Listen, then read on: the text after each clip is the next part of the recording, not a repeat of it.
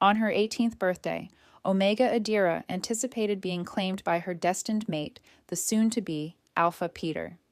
Instead, during the hallowed moon ceremony, he publicly disavowed her. Before the assembled Silverpelt Pack, he proclaimed her feeble and unworthy, shattering their prophesied connection and selecting her ambitious and cruel sister, Delilah. Devastated, Adira believed her life was extinguished. However, her despair was observed by a silent, formidable presence, the legendary Lykan King Michael.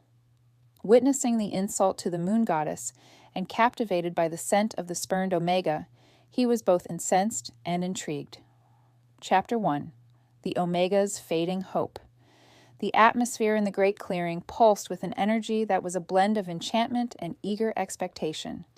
It carried the scent of aged pine, moist earth, and the metallic hint of transforming wolves.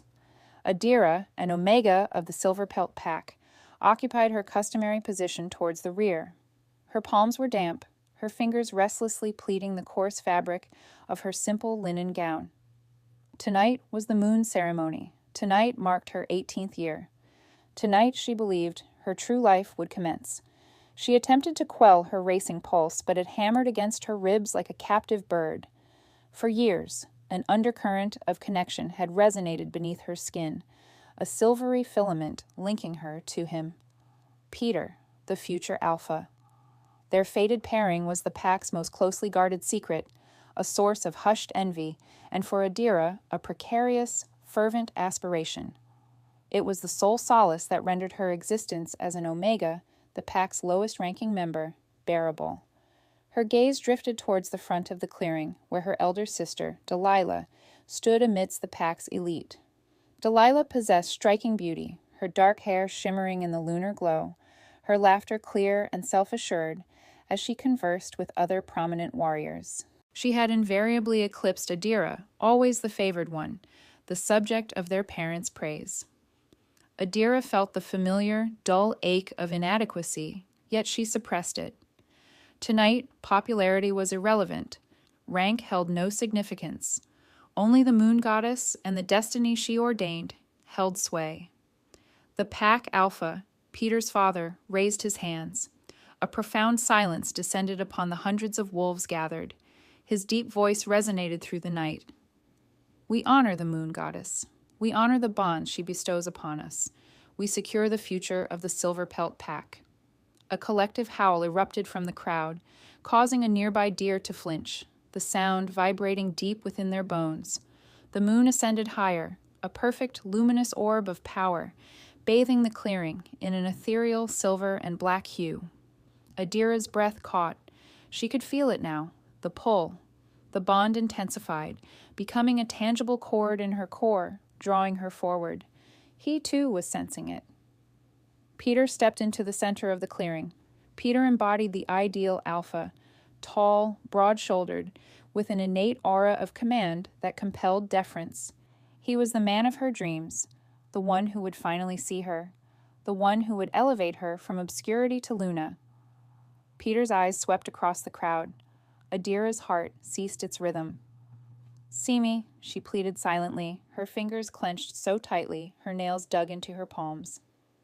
Please see me.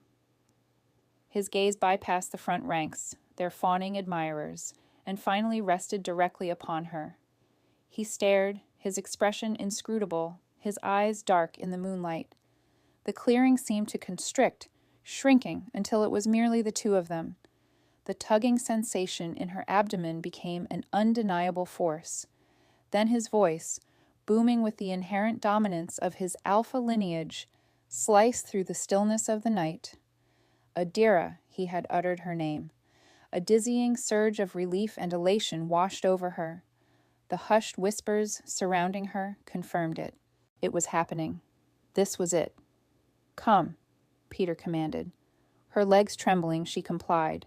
She moved past the other Omegas, her head held high for the first time in her existence. She walked towards her fate, her destined mate, her future. She was so absorbed in his countenance that she almost missed the expression in his eyes. It held no warmth of a fated lover, but was cold, sharp, and laced with a contempt she had never witnessed. Yet she was already in motion, already committed. The undivided attention of the entire pack was fixed upon her as she stepped into the clearing's heart. Chapter 2. The Moon's Zenith. Adira stood frozen at the clearing's center, a sacrifice presented to an angered deity. The silence was absolute. Even the nocturnal insects had fallen quiet. She felt the weight of countless eyes upon her, but the only ones she perceived were Peter's. They were as frigid and unyielding as obsidian shards. The affection she believed she had seen in them for years was an illusion, a fabrication of her own making. This was the stark reality. This was the true Peter. "Peter," she whispered, her voice stolen by the heavy night air. Her bond throbbed like a live wire, screaming, "Mate, mate, mate," while her instincts shrieked danger. He offered no reply. He simply observed her, his countenance a mask of calculated indifference. From the periphery of her vision, Adira registered the presence of honored guests on the elevated granite platform. The Pack Alpha, Peter's father, sat beside an unoccupied seat, joined by other visiting dignitaries. It was rumored that a representative of the Lycan King himself was in attendance, a customary formality for the ceremony of a prominent pack. Adira's humiliation was not merely personal, it was a public spectacle. Peter allowed the silence to stretch, extracting every ounce of power from it. He let her tremble, permitted the pack's whispers to begin. "An Omega," someone hissed. "He cannot be serious," another murmured. Peter raised a hand, and the whispers instantly ceased. He looked at her, but addressed the pack, his voice a polished, confident baritone. "We convene under the goddess's watchful eye to secure our pack's future, a future that must be formidable, a future that must be pure, a future that cannot be forged from a twist of fate." Twist of fate. The word struck Adira like a physical blow. The joy and relief that had propelled her to the clearing's center curdled into a cold, sickening dread. "For years," Peter continued, pacing slowly around her, "we have presumed the goddess's intent." He stopped before her, close enough for her to detect the sharp fragrance of mint and pine emanating from him. He leaned in, his voice dropping to a low, cruel tone meant solely for her, though the entire pack observed. "Did you truly believe," he sneered, "that you could be Luna? Did you genuinely think I would tether myself to weakness?" Her breath hitched. The fragile hope that had served as her sole shield for 18 years began to fracture. She glanced towards his father, the Alpha, but he watched his son with a guarded expression, making no move to intervene. Peter straightened, his expression hardening as he turned back to the assembly. He took a deep, theatrical breath, puffing out his chest with the inherent pride of his lineage. The moon reached its absolute zenith, its stark white light descending upon him like a spotlight. He was the quintessential image of a future Alpha, and he was about to deliver his inaugural verdict. His eyes met hers one last time, devoid of warmth, of history, of mercy. "Our future must be strong," he declared, his voice resonating with finality. He pointed a single, damning finger directly at her. Chapter 3. I denounce you. "I, Peter, future Alpha of the Silverpelt Pack," he bellowed, his voice amplified by a supernatural resonance that sent shivers down every spine, "publicly disavow you, Adira, as my fated mate." The declaration struck Adira with the impact of a physical force. It was not merely an emotional wound. It was a spiritual cataclysm. A searing, blinding pain erupted in her chest as the silver thread of their fated bond, a connection she had felt since 16, was not severed but violently ripped apart. It felt as if her very soul was being torn asunder. She gasped, a strangled, inhuman sound, and stumbled backward, clutching her chest as the agony brought her to her knees. The pack collectively gasped. This was not a simple uncoupling. It was a public immolation of a sacred vow. Peter observed her collapse with an expression of profound disdain. "The moon goddess erred," he spat, his voice dripping with arrogance. He gestured towards her, a trembling, weeping form on the ground. "Our pack cannot be governed by frailty.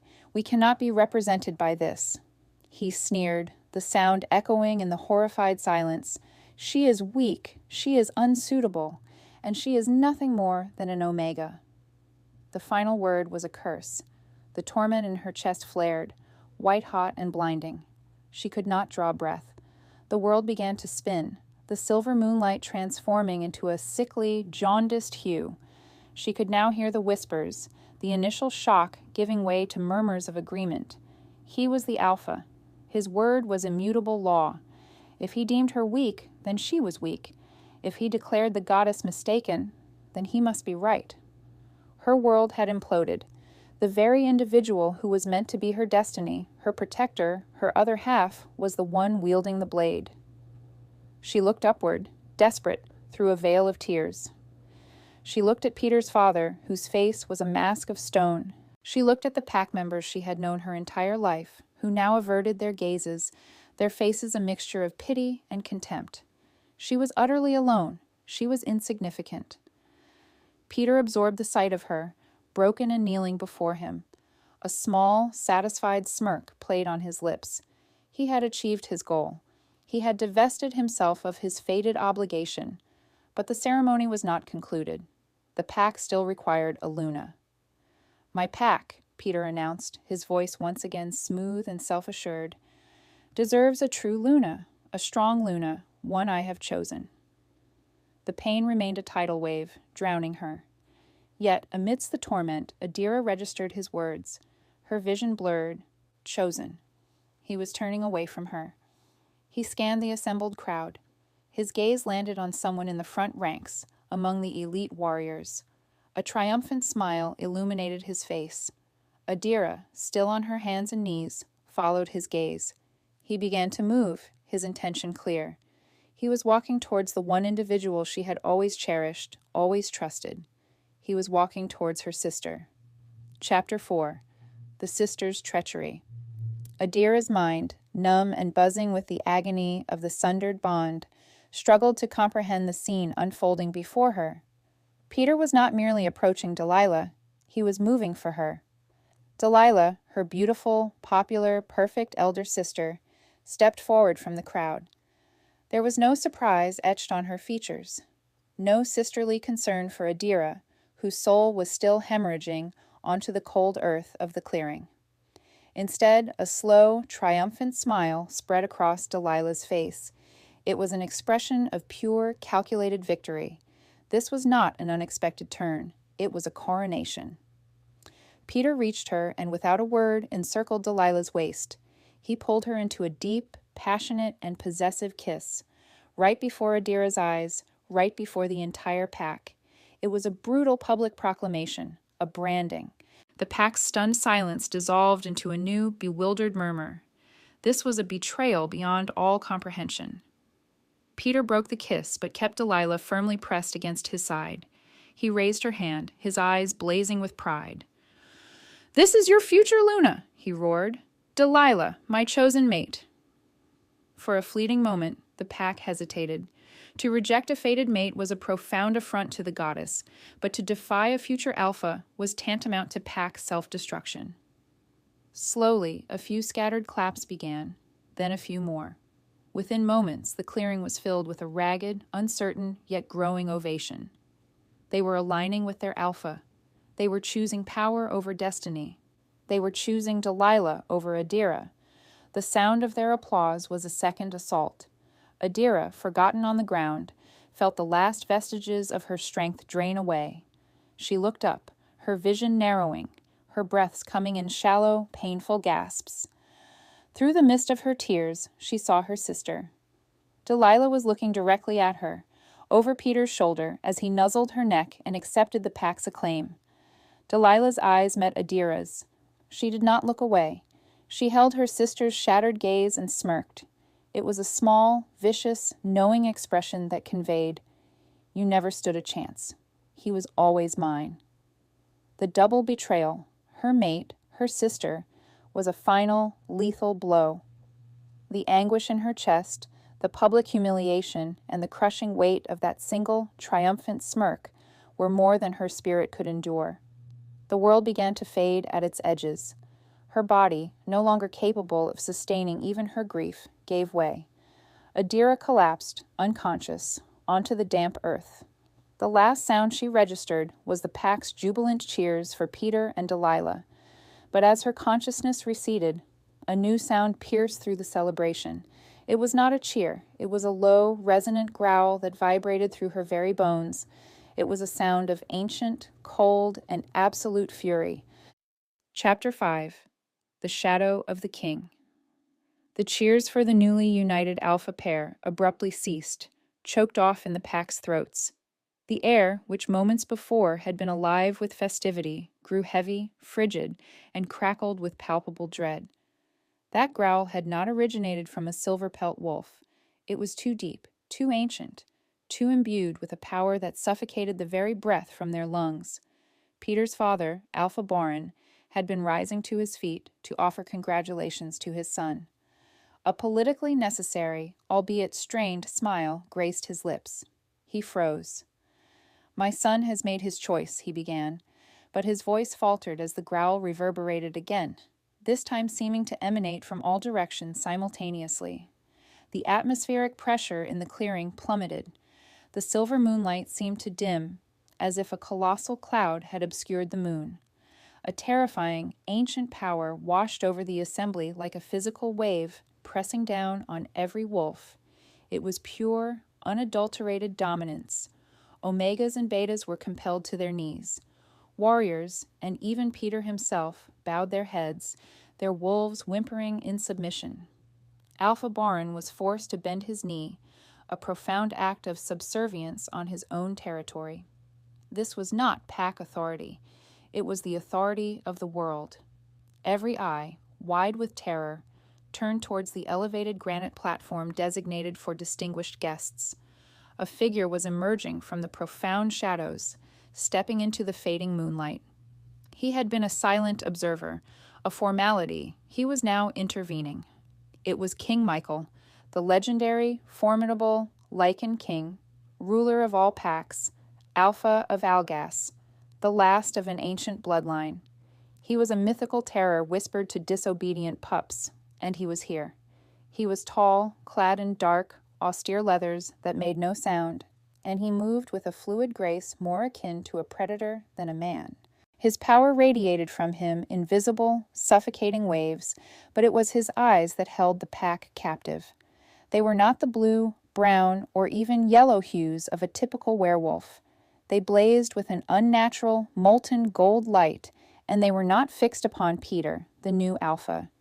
They were not fixed upon Delilah, the new Luna. They were not fixed upon Alpha Borin. His gaze, alight with a terrifying cold fury, was riveted upon the small, broken form of the rejected Omega, lying unconscious in the dirt. The king was incandescent with rage. The pack could detect it. It was not the hot, fleeting anger of a pack dispute, but the cold, patient, absolute wrath of an ancient force. It smelled of ozone, blood, and an impending tempest. He took one slow, deliberate step off the platform and onto the sacred ground of the clearing. His heavy boot made no sound upon the stones. He began to walk, his eyes never leaving Adira. The king was in motion. Chapter 6. The Goddess's Blasphemy. King Michael stood over her, a monolith of shadow and power. The pack was so silent he could discern the frantic pounding of their hearts. They were terrified, as they rightly should be. He had journeyed to the Silverpelt Pack for observation. Their alpha, Borin, had been petitioning him for expanded territory, and Michael had come to assess his merit, to witness how he governed his pack, how he honored the ancient ways. And this was what he encountered. A spectacle, a sacrilege. His golden eyes remained fixed on Adira. He could detect the spiritual corruption of her shattered bond, a scent akin to ozone and ash, a perfume of profound agony that affronted his ancient sensibilities. This was a direct, public, and presumptuous insult to the moon goddess. A fated bond was her most sacred endowment. To reject it was to spit in her face. To do so with such theatrical cruelty was a declaration of hubris that his authority could not overlook. Peter, his foolish bravado evaporating, finally found his voice. Your Majesty, he stammered, his alpha tone cracking under the immense pressure of the king's dominance. This is a simple pack matter. She was unsuitable. She is merely an omega. The king's head snapped towards him. He did not move. He did not speak. He simply regarded Peter. The ambient temperature in the clearing plummeted by 20 degrees. Peter choked on his next utterance, the air freezing in his lungs. The king's aura flared, a suffocating blanket of pure dominance that forced Peter to his knees. Merely an omega. The words echoed in the king's mind. He had reigned for centuries. He had witnessed alphas rise and fall. He recognized power, and he recognized arrogance. But as he looked back at the girl, he detected something else beneath the anguish. It was faint, deeply buried, but it was present. A scent of winter pine, ancient stone, and a nascent spark of dormant, fiery magic. It was a scent that had no business residing within a feeble omega. It was a scent that called to him. His rage, which had been a cold, calculated force, now acquired a personal edge. These fools had not merely insulted the goddess. They had broken something precious. He disregarded Peter's pathetic, wheezing gasps. He ignored Delilah, who cowered behind her new mate, her attractive face a mask of terror. He ignored Alpha Boren, who trembled on his platform. His entire world narrowed to the girl lying on the ground.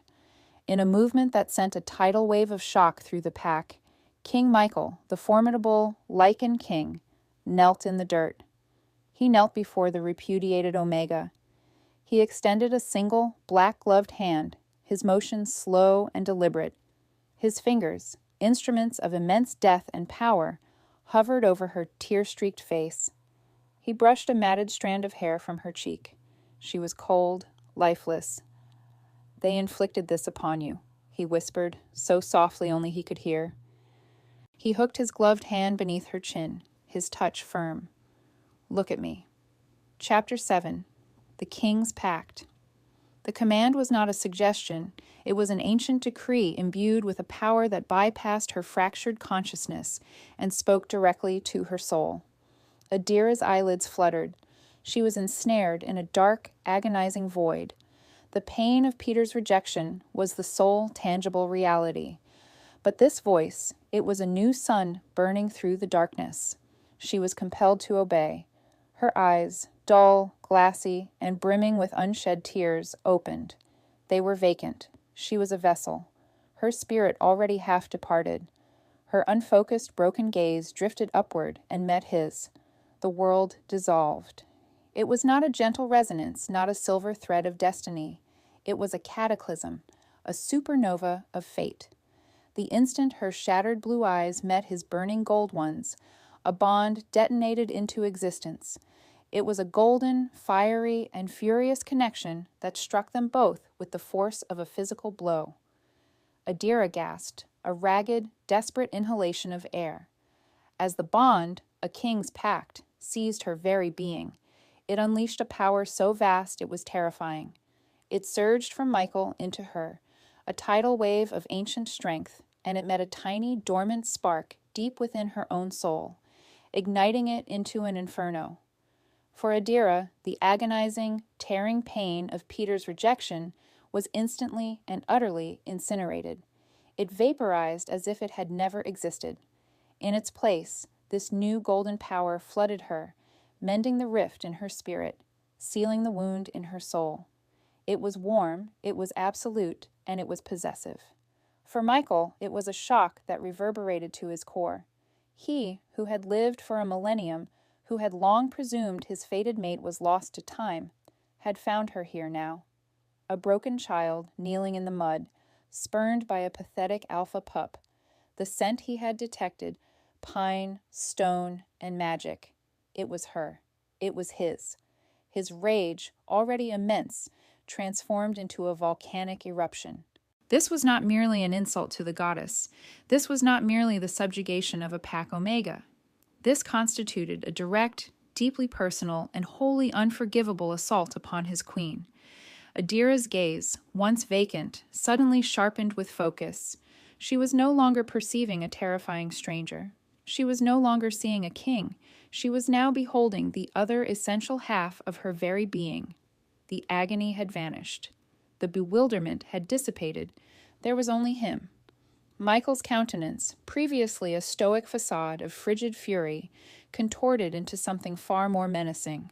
He rose to his full height, a guttural growl resonating within his chest, his amber eyes ablaze with a newly awakened, terrifying resolve. He had not merely identified an injustice, he had discovered his destined mate. Chapter 8. Delivered unto me. The potent energy emanating from the king and the Omega was a palpable entity, a crackling golden luminescence that shimmered beneath the moon's glow, repelling the encroaching chill. Adira remained on her knees, but she was no longer a collapsed figure. Her posture was erect, her head held high. Her eyes, now lucid and piercing, were fixed upon Michael. Peter, who had managed to regain his footing, stared in utter disbelief. The distinct aroma of his severed connection with Adira had vanished, supplanted by an overwhelming, possessive, and ancient fragrance that emanated from her and from the king. What have you done?" Peter stammered, his voice thin and reedy. He took an instinctive step forward. She was, Michael snarled, his head snapping towards Peter. This time, there was no semblance of cold calculation in his eyes, only the searing, white-hot promise of oblivion. She was yours to treasure, yours to safeguard, yours to revere. He advanced a single measured step towards Peter and Delilah. They recoiled, stumbling over one another. Delilah, whose lips had been curled in a smug smirk mere moments before, was now as pale as the celestial body above, her eyes wide with a dread that transcended mere territorial disputes. "You!" Michael hissed, his voice a low, deadly vibration.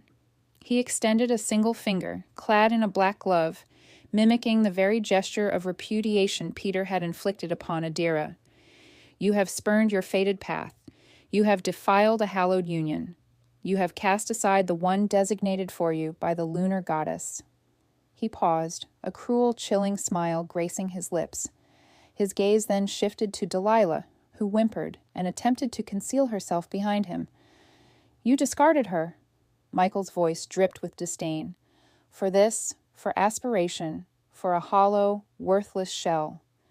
He ceased speaking, his wrath exceeding the bounds of mere verbal condemnation. He turned back to Peter, his eyes incandescent. "And in your hubris," he continued, his voice escalating into a thunderous, dominant roar that shook the very trees. "In your blindness, you have delivered her unto me." The final two words landed like a concussive blast. Michael strode back to Adira. He did not extend his hand. Instead, he grasped her arm, his touch firm and undeniably possessive, and drew her to her feet.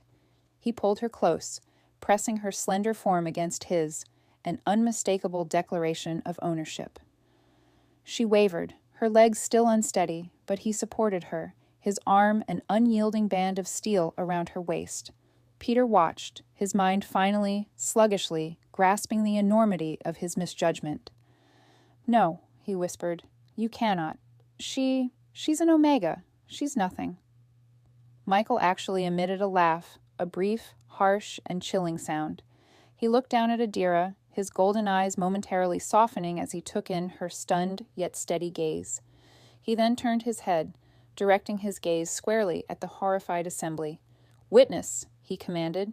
"Witness the fate of a divine gift bestowed upon one who is worthy." Chapter 9. The Claiming. "No!" Peter shrieked, a desperate, broken sound. He lunged forward, his alpha instincts finally overriding his apprehension, propelled by a sudden, agonizing surge of jealousy he could not comprehend. "She's mine!" He did not manage 2 steps. King Michael did not even glance in his direction. He simply amplified his aura, and an invisible barrier of power slammed into Peter, propelling him backward as if struck by a falling tree. He crashed to the ground, skidding across the dirt, the air violently expelled from his lungs. "She," Michael snarled, his eyes flashing, "is everything." He refocused his complete attention on Adira. She was trembling, not from fear, but from the raw, volcanic power of the king's bond resonating within her very being. It was a roaring lion where Peter's bond had been a faltering bird. Michael raised his free hand, his bare fingers tracing the delicate line of her jaw, his gaze possessive.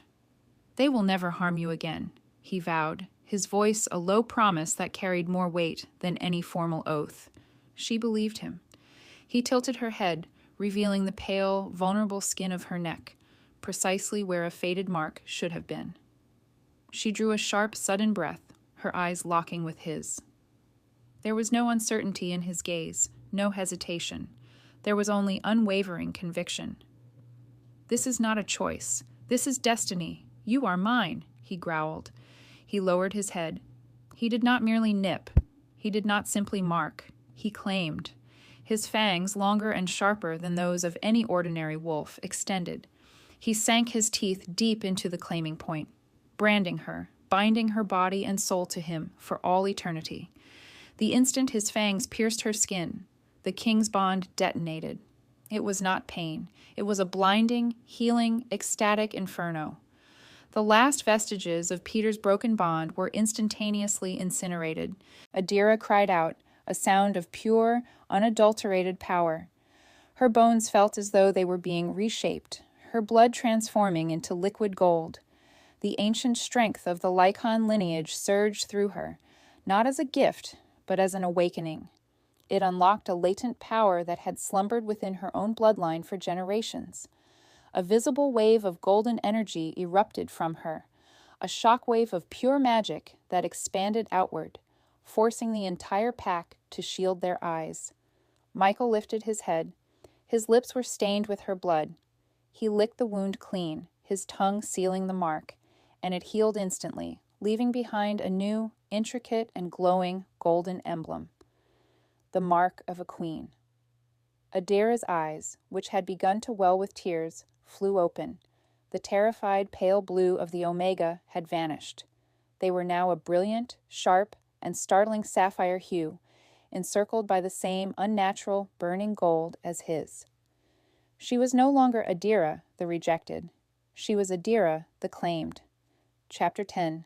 The Departure. The clearing fell silent, save for Peter's ragged, choked sobs. He knelt, his gaze fixed on the golden mark adorning Adira's neck, his face a mask of profound, soul-shattering regret.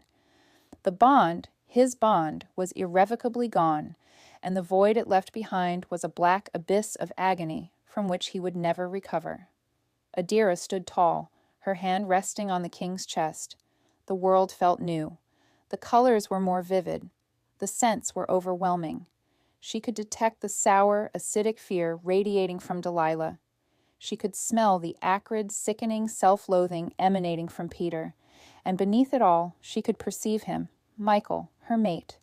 He carried the aroma of pine, of ozone, of ancient stone, and of absolute, unshakable power. The new golden energy hummed within her veins, a comforting, substantial weight. King Michael kept her close against his side, his arm a protective shield. He surveyed the stunned, prostrate pack. His gaze was like glacial ice. "The Silverpelt Pack," he stated, his voice flat and devoid of all emotion, "is in disgrace. You have insulted your goddess. You have permitted the desecration of a sacred union. You have wronged your queen." The word queen struck the pack like a physical blow. A new, desperate wave of prostration rippled through the assembled individuals. Alpha Baron, his face pressed into the dirt, pleaded, "Your Majesty, Queen Adira, forgive us. We were unaware. It was my son." "It was," Michael concurred, his voice deadly. He turned his attention to Peter. "A mistake he will regret for a lifetime." Delilah, her mind finally cracking, let out a hysterical laugh. "No, no, it's a deception. I am the Luna. He chose me. She's an Omega. She's nothing." "Be silent," Adira commanded. Her voice was quiet. It was not a shout. It was not a plea, but it was imbued with the new golden power of her bond, and it carried the undeniable authority of the king. Delilah's hysterical shrieks ceased instantly, as if her throat had been involuntarily constricted.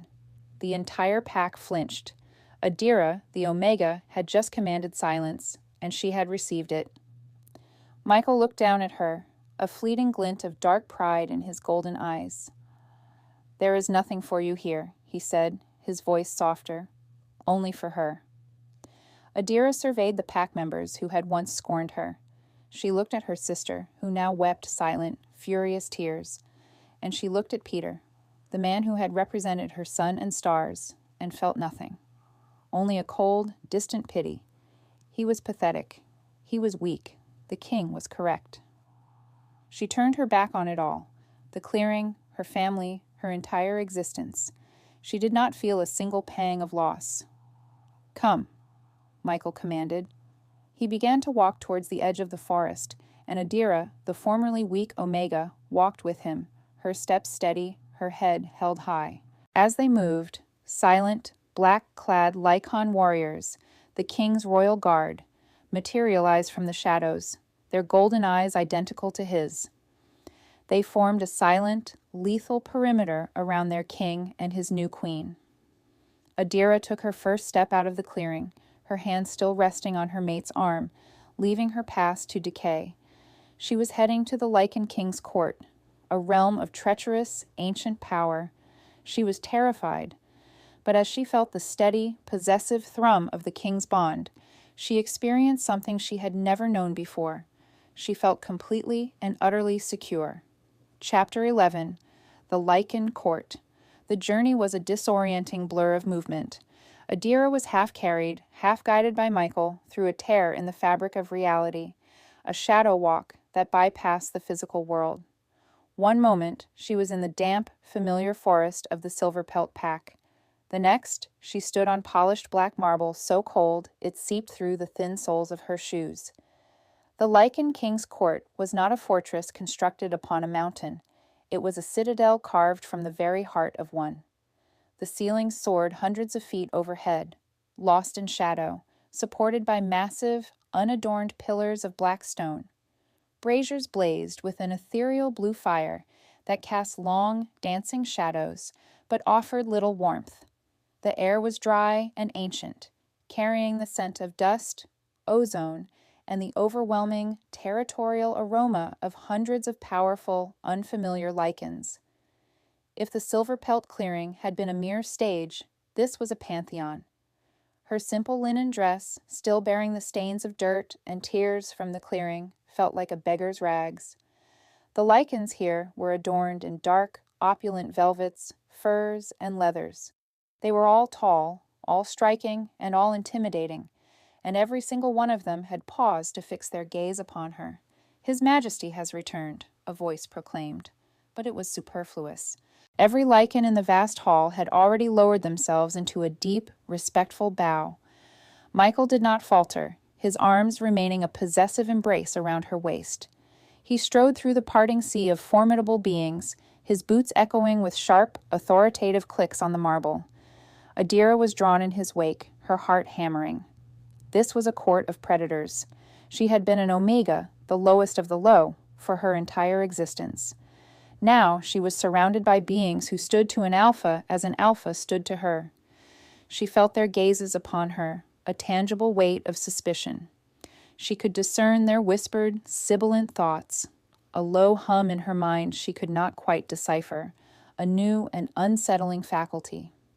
She observed their eyes drift to the glowing golden mark on her neck, then rise to her face with a mixture of shock, bewilderment, and undisguised contempt. They too detected the Omega emanating from her. They sensed the weakness of her former pack. "A wolf," one woman hissed, her eyes like chips of emerald ice. "She bears the mark," another breathed, his hand instinctively moving to his chest in astonishment. "They shall learn," Michael growled, his voice a low rumble intended only for her. He appeared indifferent to their opinions, acknowledging none of them.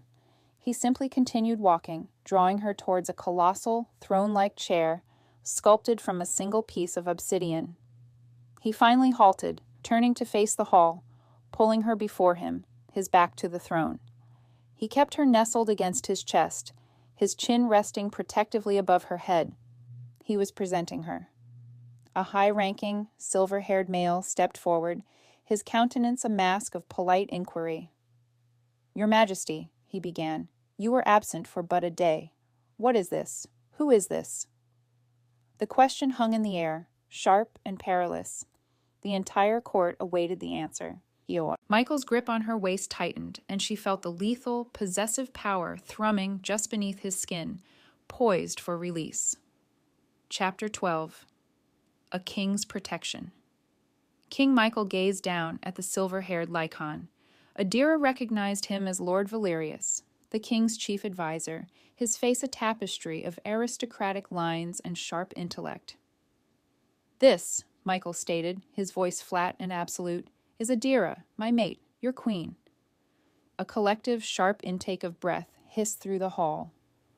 Valerius's eyes widened, his gaze flickering from the king's implacable expression to Adira's wide, sapphire gold eyes. His gaze lingered on her inexpensive, torn attire and the smudges of dirt on her cheek. Queen," he repeated, his voice carefully neutral. "From where does she hail, my king? She bears the scent of... she smells of her destiny." Michael interrupted him, his voice dropping to a dangerously chilling tone. "Which, I might add, is now my destiny and yours. You will all accord her the respect she is due." He began to turn, intending to dismiss them, but a young, arrogant Lycan from the rear, his face flushed with indignation, pushed his way forward. "But Majesty, she is a wolf, a pack omega from the scent of it. She is unworthy." The word unworthy echoed through the vast hall, a clear-toned bell of defiance. It was the same word Peter had uttered. A tremor of her past trauma, a cold, sickening fear shot through Adira. She instinctively flinched, her newfound power faltering. She had underestimated the king's swiftness. He moved like lightning. He was a blur of black. He was no longer holding her. He was across the hall, his hand clamped around the young Lycan's throat, lifting him clear off the marble floor. The sound of choking filled the silence. "My king!" Valerius gasped, taking a step forward. Michael raised a hand, silencing him. He held the struggling Lycan at eye level, his golden eyes burning with a calm, terrifying fury. "You," he whispered, his voice dangerously soft as the male clawed at his wrist, "have precisely 5 seconds to apologize to your queen. I suggest you utilize them." "I can't breathe," the Lycan choked out. "That is precisely the point," Michael said calmly. 4. "Please, your Majesty. 3. 2. Adira witnessed the raw, primal terror in the young Lycan's eyes and stepped forward, her hand outstretched. "Michael, please." The king's head snapped towards her. He stared at her, his expression unreadable, the mail still dangling from his grip. He was not a gentle soul. He was territorial. He was lethal, and his mate had just been insulted. But she was also his mate, and she had made a request. With a final, contemptuous snarl, Michael hurled the Lycan across the hall. He collided with a stone pillar with a sickening crack and slumped to the floor, unconscious, but alive. Michael strode back to Adira in 2 steps, his rage still radiating from him in hot waves. He grasped her hand, pulling it to his chest. "No one," he growled, his golden eyes boring into hers, "will ever disrespect you again. That is my vow. My protection is absolute. Do you understand?" She nodded, breathless. She understood. He was complex, dominant, and formidable. But in that moment, as the entire terrified court knelt before her, she felt something she had never experienced before. She felt completely and utterly safe. Chapter 13. The Void. Peter's Perspective. The Silverpelt Pack was shattered. The sun rose upon the grand clearing, but it offered no warmth. It illuminated a scene of profound disgrace. The pack members who had been compelled to witness their future alpha's humiliation and their omega's cataclysmic ascent were scattered, their faces ashen with shock and dread. But for Peter, there was no sun. There was only the void. He sat on the cold ground where Adira had been claimed. The scent of her, that new, terrifying aroma of ozone and ancient power, was seared into his senses. yet beneath it lay the phantom fragrance of his bond, the one he had severed, the one he had repudiated.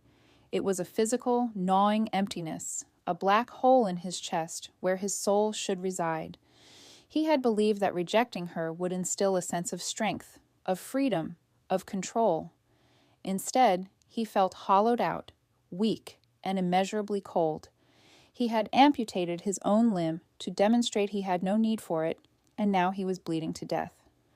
"Peter, Peter, get up." Delilah's voice was a shrill, grating sound that scraped against his raw nerves. He looked up. She stood over him, her once beautiful face contorted into an ugly, petulant snarl. Her dress was torn, her hair disheveled. "Are you just going to sit there?" she snapped. "They're gone. She left. That creature took her. And you just let him." "Let him," Peter croaked, his voice rough. He pushed himself to his feet, his body aching. He felt the emptiness within him curdle into a hot, sickly irritation. "He is the Lycan King, Delilah. What would you have had me do? Challenge him?" "He insulted you?" she shrieked. "He insulted me. He called me hollow-hearted. And Adira." She looked at me. Delilah struggled to articulate the look of cold pity Adira had bestowed upon her. "She's supposed to be nothing. This isn't how it was supposed to unfold." "She is the Lycan Queen," Peter whispered, the words tasting like ash. "Goddess, what have I done?" "Stop saying that." Delilah grabbed his arm, her nails digging in. "Who cares? I am your chosen Luna. The pack must respect me. We will rectify this. We will inform them. We will tell them she was ensnared, that the king was bewitched." Peter wrenched his arm from her grasp, regarding her as if seeing her for the first time. The ambition he had once found so captivating was now a grotesque, screeching entity. He had renounced his soul for this, for a shallow, grasping, envious woman who hadn't even bothered to check on him, only on her own newfound, now threatened status. The irritation morphed into disgust. "Leave me be, Delilah." "Peter, you are the future Alpha. You will not abandon me." He turned, the void in his chest a cold, dead weight. "I was a fool," he stated, not to her, but to the empty air. "I rejected my destiny." He began to walk away, his steps heavy, haunted. He was leaving her there, alone in the clearing. But it made no difference. He was already alone. He would remain alone for the remainder of his miserable, inconsequential existence. Chapter 14. The Queen's New Power. Days within the Lycan court blurred into a haze of terrifyingly novel sensations. Adira resided in the king's private chambers, a cavernous suite of rooms where the very walls seemed to hum with ancient power. She was provided with new garments, silks and velvets in dark, regal hues that felt foreign against her skin. But the most profound alteration was internal. The king's bond was a living, breathing entity within her.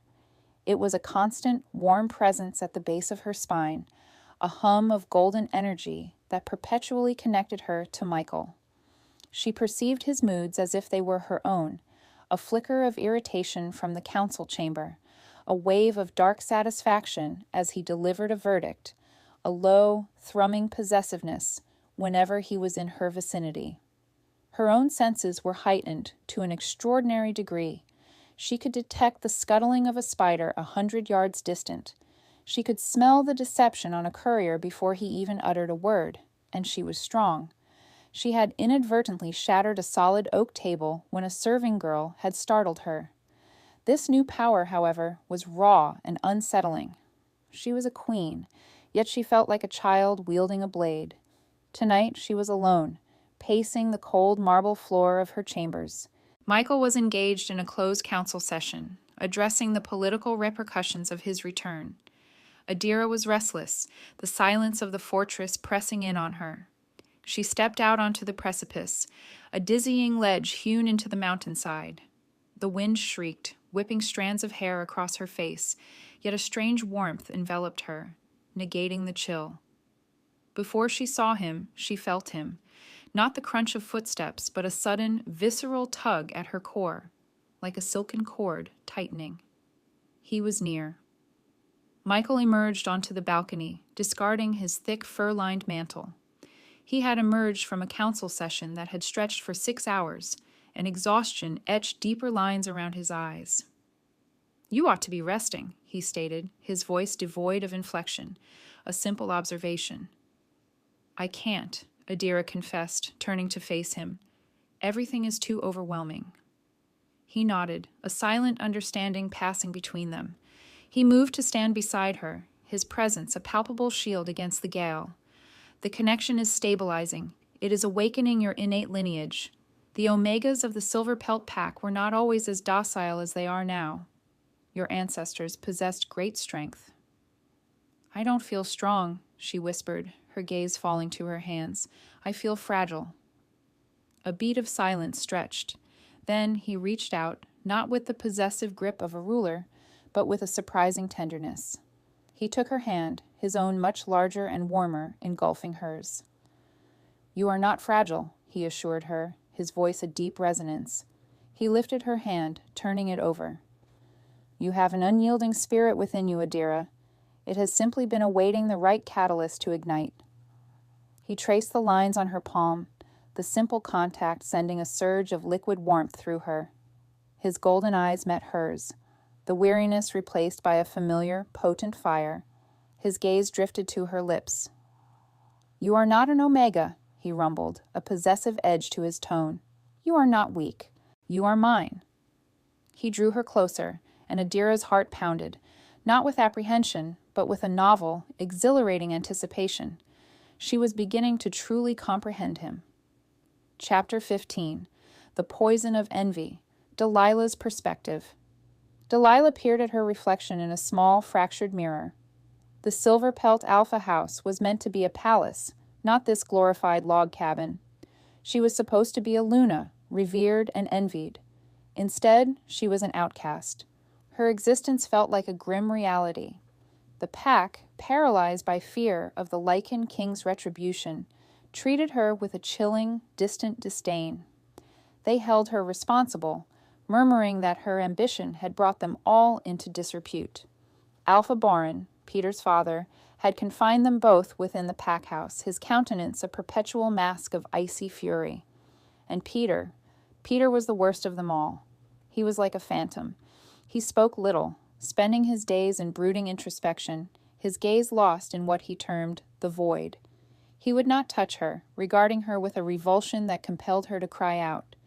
This was not the future she had meticulously planned. This was not the power that had been promised to her. "A message," a young pack warrior announced from beyond the door. "A dispatch from the Blackwood Pack." Delilah rushed to the main hall. A traveling beta was presenting a scroll to Alpha Baron. "What is it?" she demanded. Bourne ignored her, breaking the wax seal. His eyes swept across the parchment. His already grim expression turned ashen. He staggered back, dropping the scroll as if it had burned him. "What?" Delilah snapped, snatching it from the floor. She read the words. It was an official decree directed at all packs, proclaiming the king's new consort and announcing the coronation. It declared the celebration of Adira of the Silverpelt Pack's ascension to her rightful position as Lycan Queen. Queen. The word struck her like a physical blow. Not merely a consort, not just a mate, but queen, ruling over all the packs, ruling over her. Delilah's vision turned crimson. A suffocating, venomous rage surged in her throat. Adira, so weak, so pathetic, so sniveling, the very Adira she had always dominated, was now the most powerful female on the continent, and she, Delilah, was imprisoned in this wretched, broken pack, bound to a useless, broken alpha, while her sister was being crowned. "No," Delilah whispered, her voice trembling with a chilling, potent fury. "No, I will not permit it." Peter, drawn by the commotion, entered the room. "What's wrong now, Delilah?" he asked, his voice utterly lifeless. Delilah looked at him, her mind racing. A new, vicious, and desperate plan began to form. The king was formidable, yes, but he was also a male, and males, even kings, were susceptible to manipulation. They could be swayed by whispers, by suggestions of disloyalty. Peter had been susceptible. Perhaps Michael could be too. Nothing, Delilah said, her voice suddenly sweet, a chilling counterpoint to the murderous intent in her eyes. Nothing at all, my love. I was merely contemplating. Adira was always so devoted to you. Peter looked at her, bewildered, but Delilah merely smiled, a slow, toxic expression. If she could not possess the power, she would destroy the one who held it. She would incriminate her sister. She would shatter Adira's new world into oblivion. Chapter 16. The King's Council. The tempestuous wind on the balcony seemed a distant memory, replaced by the heavy, velvety silence of the king's chambers. Michael had not released her hand. He had led her back inside to a vast map of the territories meticulously etched onto a colossal stone table. The chamber was illuminated solely by the soft blue luminescence of the hearth, casting their faces in stark contrasts of light and shadow. The intimacy of the moment was a fragile, perilous thing, far more potent than any public display of authority. The court witnessed your strength this evening, Michael commented, his voice a deep rumble. He finally released her hand, tapping a finger on the map, indicating the lands adjacent to Silverpelt territory. When you intervened to prevent me from executing that fool. I did not intend to undermine you, Adira quickly stated, her ingrained Omega instincts flaring. You did not, he interrupted, his golden eyes piercing. You demonstrated mercy, a quality this court has not seen for centuries. They fear me, he stated, a simple truth, yet a blunt instrument. What you did, however, inspires loyalty. It is a tool befitting a queen. He paused, his gaze hardening. But it is also a vulnerability. Adira frowned. What do you mean? This court, he gestured broadly around the room, is a viper's nest, Adira. They have served me for ages out of fear. Now you are here, my chosen one, my queen. You possess a power they cannot comprehend, and they will test it. They will perceive your mercy as weakness. They will view your kindness as a flaw to be exploited. He moved closer, his considerable stature seemingly absorbing the firelight. Your greatest challenge will not come from an adversary at the gates. It will originate from a whisper in the corridors. It will come from someone who smiles at you, someone who offers solace, someone who claims to be your friend. A chilling premonition snaked down her spine. You're trying to frighten me. I am endeavoring to prepare you, he corrected, his tone sharp. You are no longer a Pack Omega. You cannot afford to trust blindly, especially, he added, his voice dropping, with those from your past. Envy is a potent poison, Adira, and your sister is brimming with it. She holds a full cup. The sudden mention of Delilah caused Adira to flinch. Before she could process his warning, he cupped her chin, his thumb brushing her lower lip. The analytical, detached king had vanished, replaced by the raw, possessive mate. I will not permit them to harm you, he growled, but you must learn to discern the daggers before they reach your throat. His gaze descended to her mouth, and the world contracted to the space between them. The political lesson was concluded. He lowered his head, and Adira's breath hitched, her eyes fluttering shut. She felt the brush of his lips, a promise of intense heat, a confirmation of their bond that she was, for the very first time, ready to embrace. But before their lips could fully meet, a sharp, urgent rap echoed from the chamber door. Michael's head snapped up, a low, frustrated growl vibrating in his chest. Enter, he commanded. Lord Valerius swept into the room, his face a mask of grim urgency. He bowed deeply. Your Majesty, I beg your pardon. An urgent message has arrived from the Silverpelt Pack. It concerns the Queen. Chapter 17. The Traitor's Whisper. Delilah had meticulously penned the letter herself, her hand steady, her mind sharp and clear for the first time in weeks. She had not written it as herself. She had adopted the persona of a loyal, terrified Silverpelt warrior, one who had stumbled upon a dreadful truth. She had infused it with the language of devotion, of concern for the king, and of a burdensome conscience. She had asserted that Adira was a spy, that her rejection by Peter was a meticulously orchestrated stratagem to infiltrate the Lycan court, that Adira remained loyal to her true mate, Peter, and that they convened in secrecy. She had further claimed that Adira's newfound power was not derived from the king's bond, but from dark sorcery, and that she was plotting to sever the bond and assassinate the king, placing her true mate, Peter, upon the throne. It was a masterpiece of paranoid fabrication. She had entrusted it to a traveling beta, along with her last remaining silver jewelry to ensure its prompt and anonymous delivery, and now she waited. The trap was sprung. Within the Lycan court, Lord Valerius held the inexpensive parchment as if it were a venomous serpent. He stood before his king, who had positioned himself in front of Adira, a formidable, unyielding bulwark of fury. "It arrived with the trade caravan," Valerius stated, his voice tight. "Delivered by a human runner, anonymously." "Read it," Michael commanded, his voice lethally calm.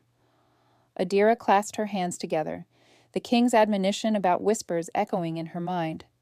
Valerius's eyes scanned the page, his aristocratic features contorting with distaste.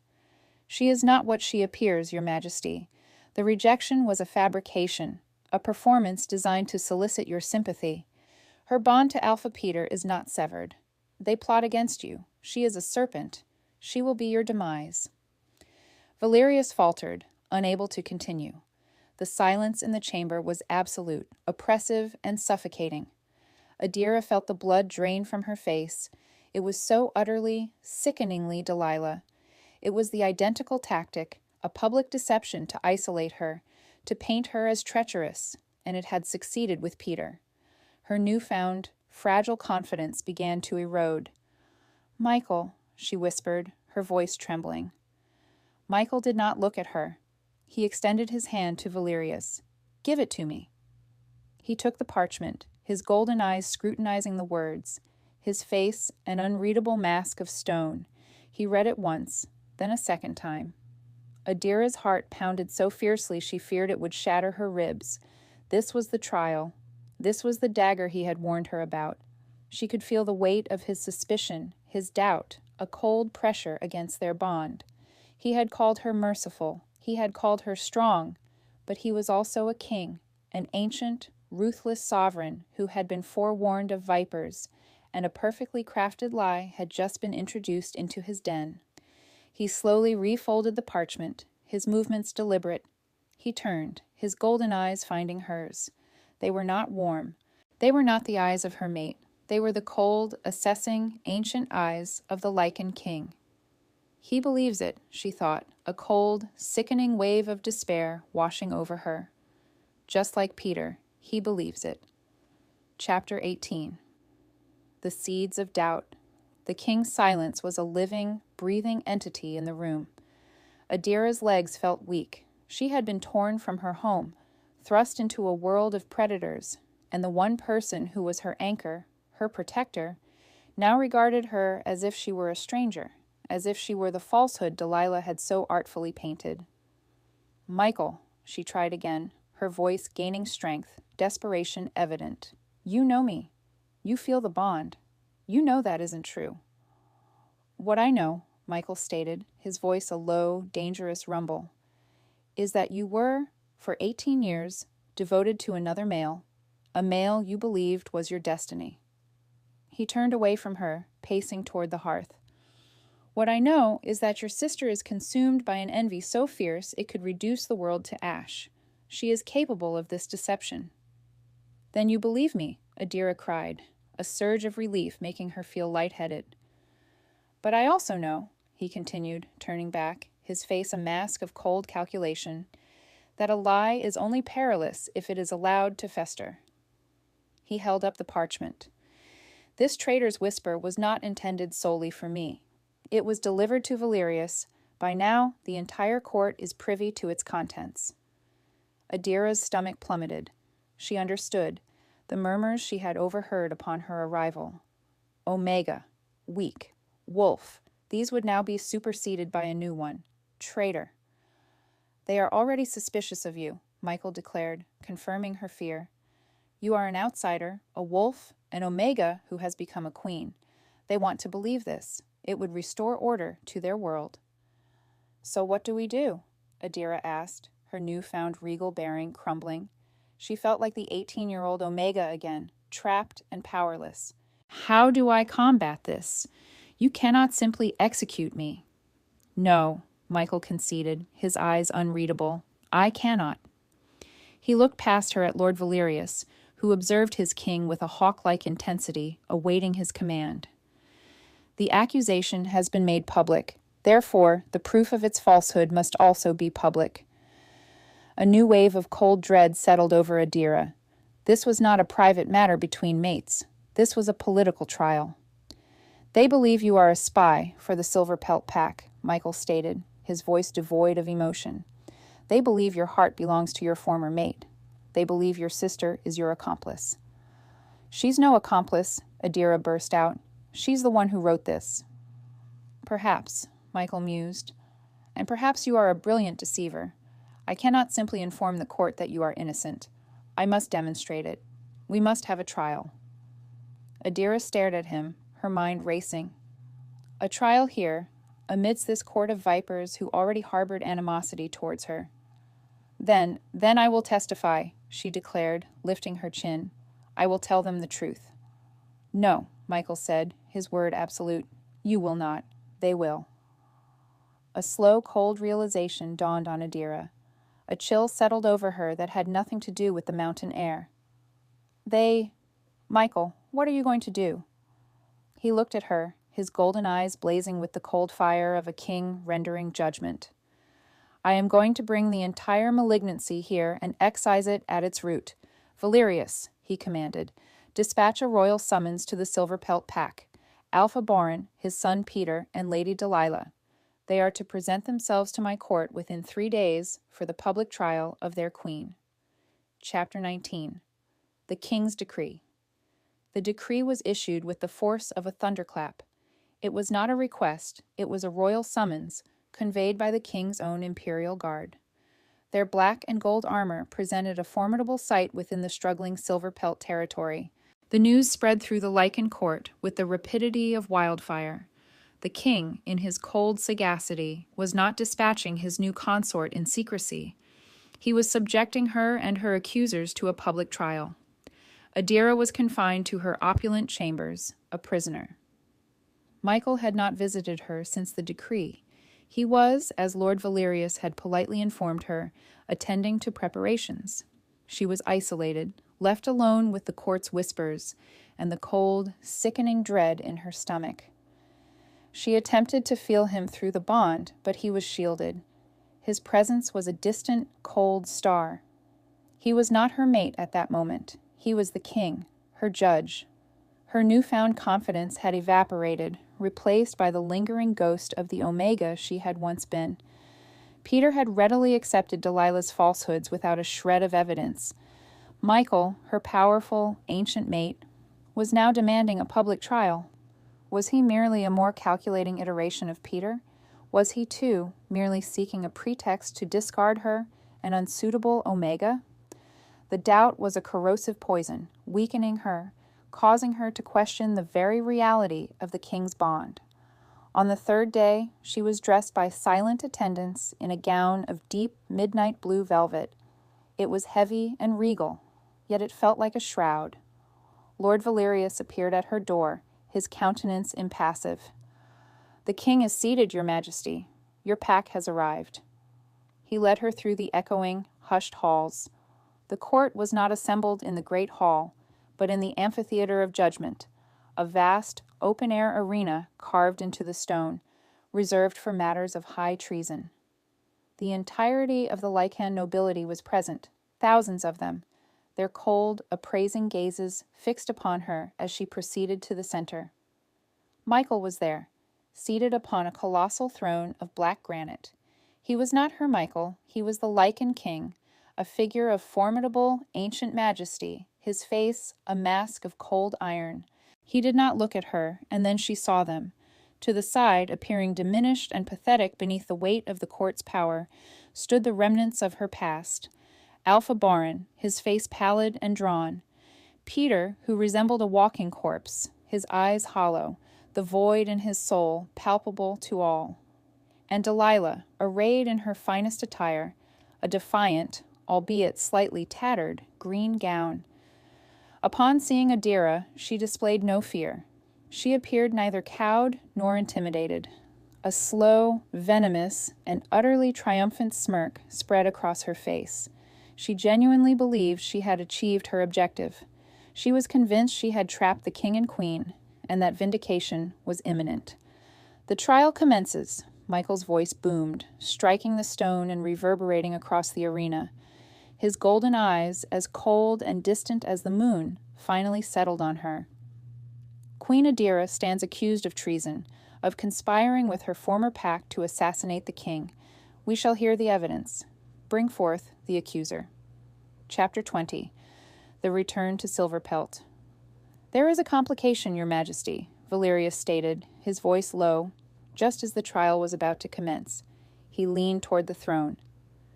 The anonymous letter indicated that the treasonous meetings took place on Silverpelt territory.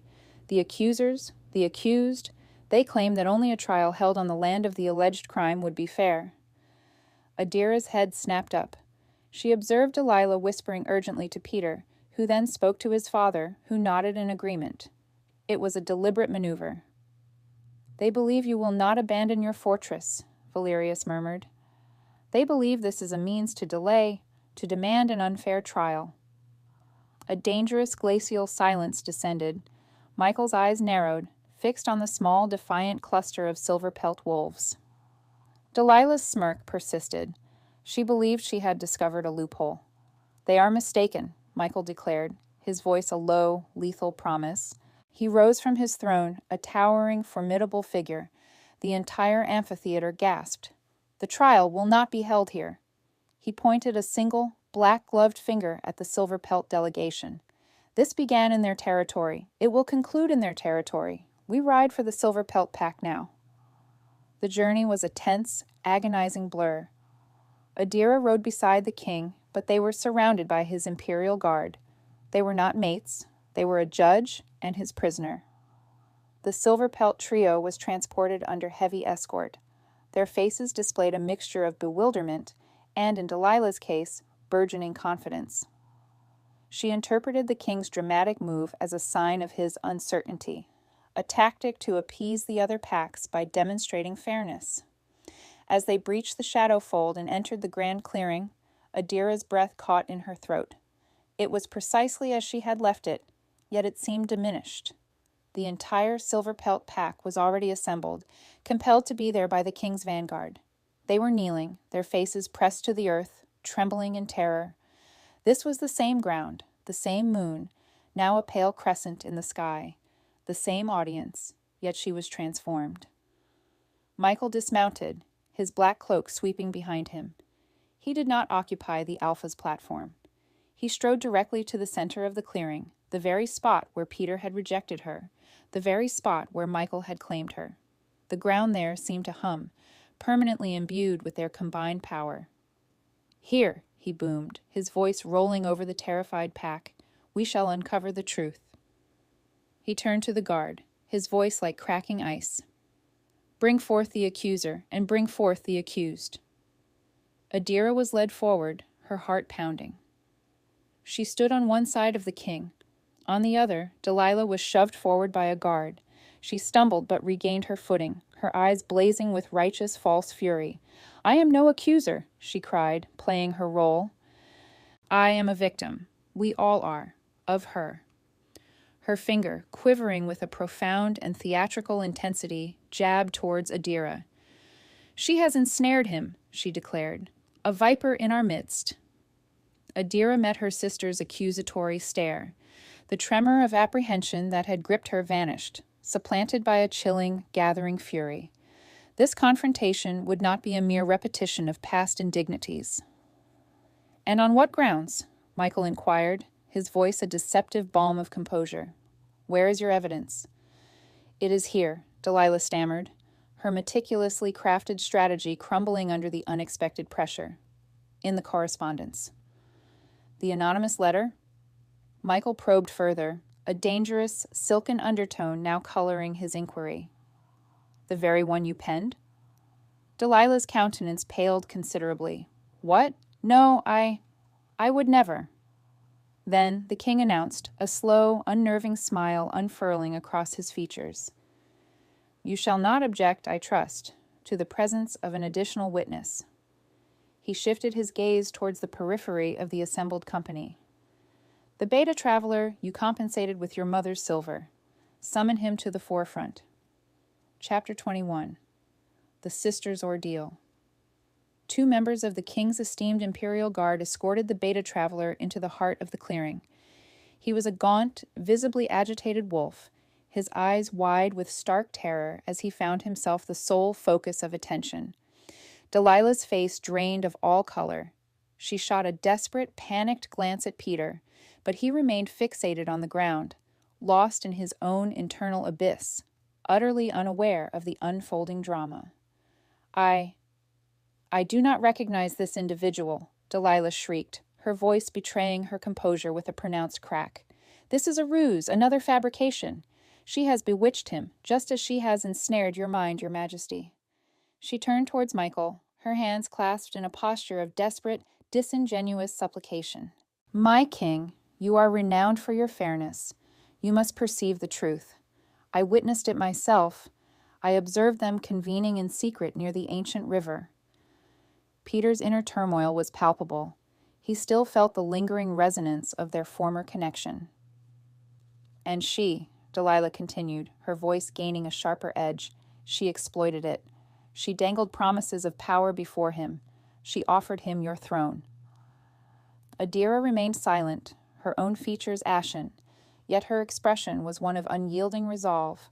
She watched her sister meticulously weave her intricate web of falsehoods, each declaration more frantic than the last. Delilah's performance was a masterclass in calculated deception.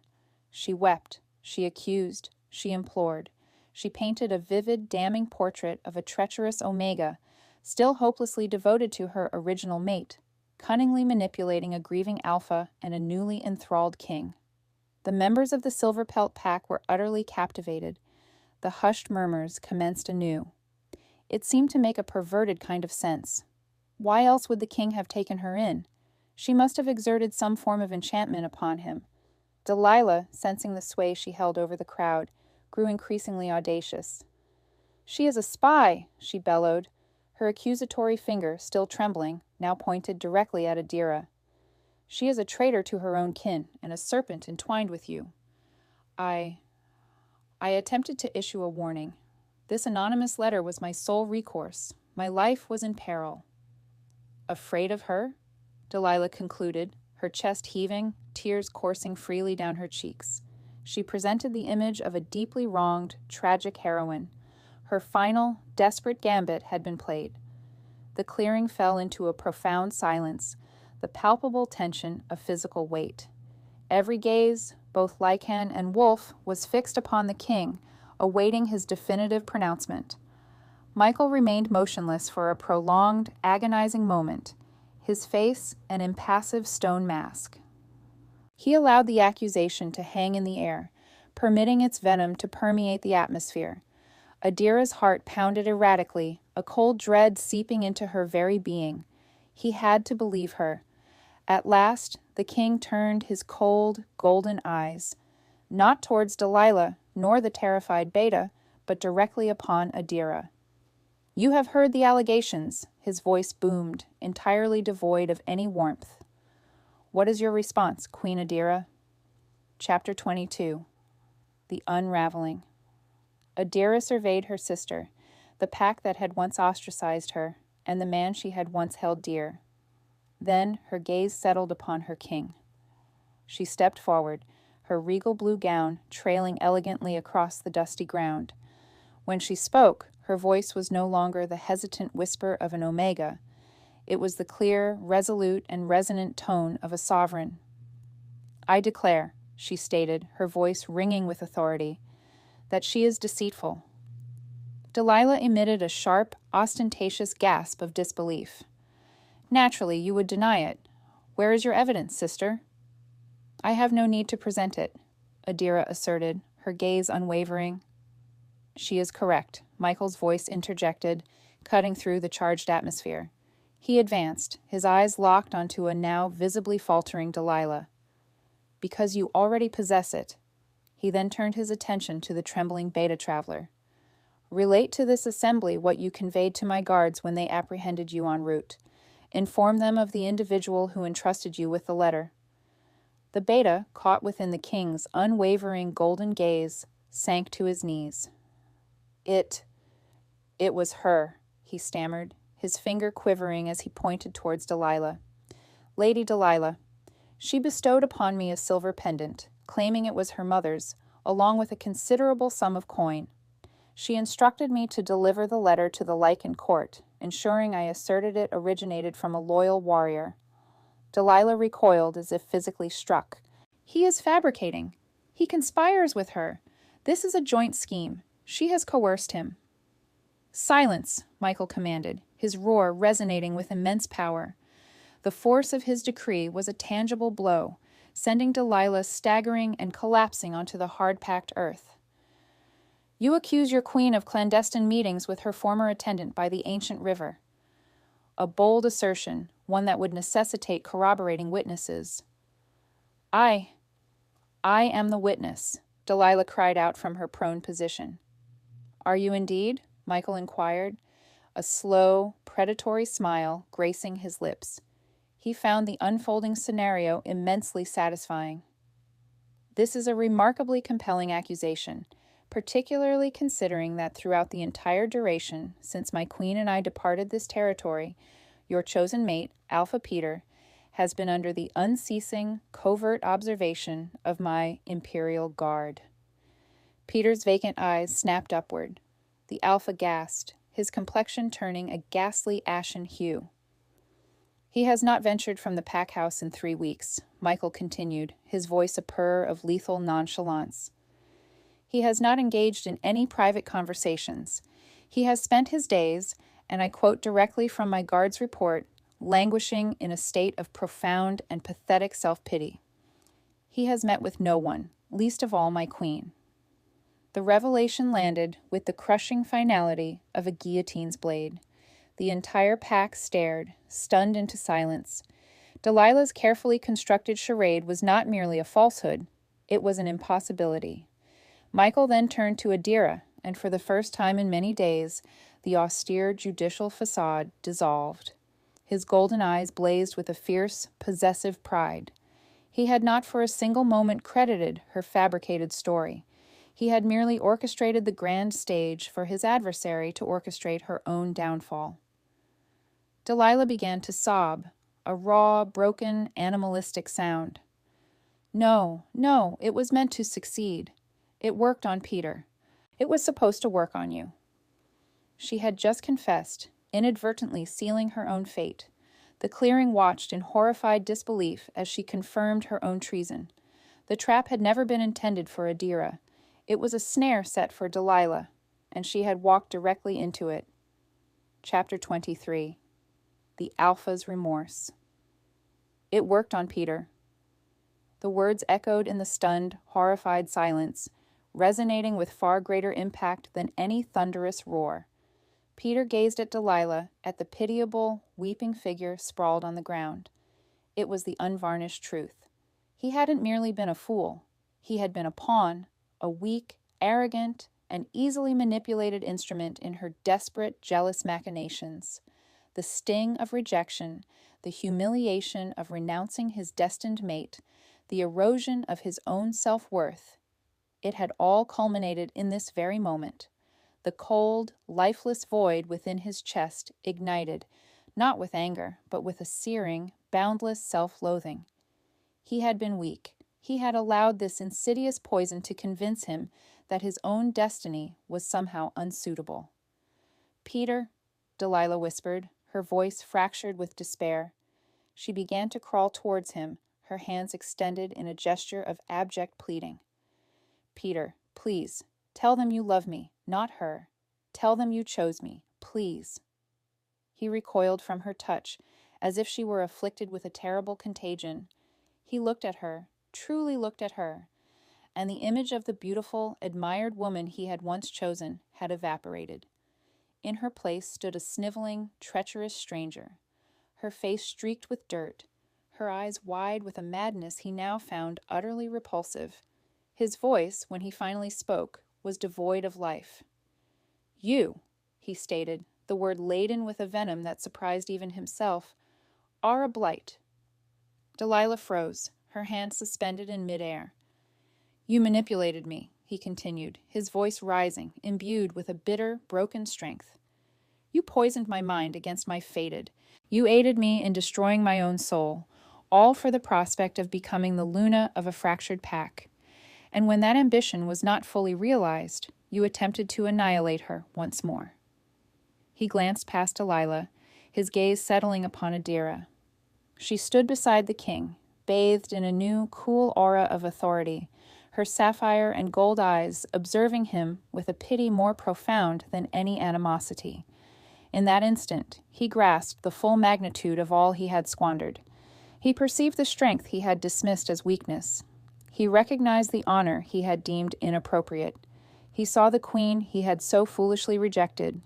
He took a deliberate public step backward from Delilah, severing the final, invisible thread that bound them. "I want no part of you," he spat. "You are no Luna of mine. You are nothing to this pack. You are nothing to me." It was a final, public repudiation, a stark echo of the initial rejection that had set these tragic events in motion. Delilah emitted a choked sound as her last vestiges of hope dissolved into dust. Peter was indifferent.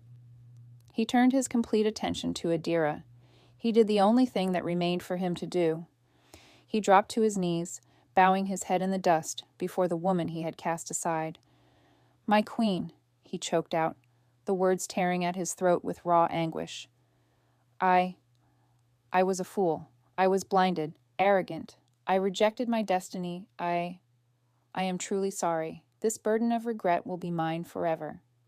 Chapter 24. The Lycan Queen. All eyes were fixed upon Adira, her pack, her king, her shattered former mate, and her distraught, defeated sister. They all awaited her judgment. Delilah, witnessing Peter's ultimate act of betrayal, let out a wail of utter, complete despair. She was utterly alone.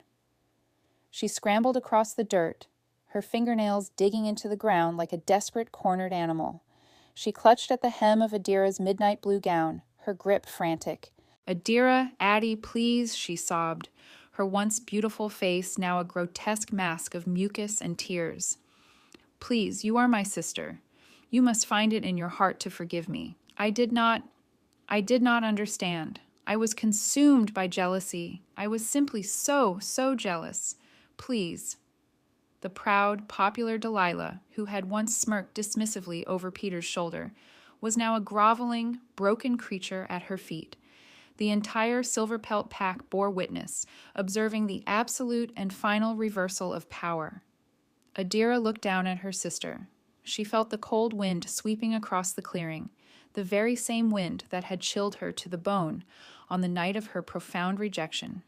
She vividly recalled the physical, soul-rending agony. She looked at Delilah's desperate, clawing hands clinging to her dress. Then she turned her gaze to Michael. He watched her, his golden eyes intense, his expression inscrutable. He offered no interference. This was Adira's justice to dispense. Slowly, deliberately, Adira reached down. Delilah's eyes flickered with a wild, desperate spark of hope, but Adira did not take her hand. She simply unhooked Delilah's fingers from the velvet one by one and took a single step backward, severing all physical contact.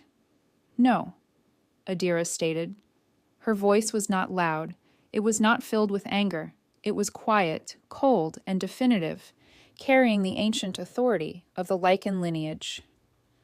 "You are not my sister," she declared, her voice cutting clearly through the pervasive silence. "You are a cautionary tale." She turned away from Delilah's crumpled form. She looked at Peter, still kneeling, his head bowed in shame. He was a specter, a living monument to his own egregious arrogance. He would forever bear the weight of being the alpha of this disgraced pack, irrevocably bound to his monumental error, perpetually existing within the void he had so desperately craved.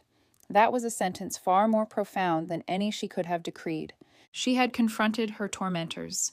She had witnessed their duplicity exposed. She had observed them dismantle one another, and in doing so, she had finally achieved liberation. Adira turned her back on her sister's heart-wrenching sobs and her former mate's hollow regret. She turned her back on the Silverpelt Pack and the small, sorrowful existence she had once been compelled to endure. She walked across the clearing, her steps unwavering, her head held high. She stopped before Michael, the King of Kings, her mate. He extended his hand. She took it, their fingers intertwining, and the potent force of their bond flared to life, manifesting as a visible golden aura that shimmered around them both, a silent promise of a luminous new future. He looked down at her, and his stern, kingly features softened, transforming into an expression of fierce, possessive, and absolute pride. "My queen," he murmured, his voice audible to all present. He drew her to his side, and together they turned to face the utterly stunned and silent clearing. Adira, the once rejected Omega, was no more. In her stead stood Adira, the Lycan queen, her spirit tempered by betrayal, her power awakened by destiny, and her future irrevocably secured by the side of her rightful king.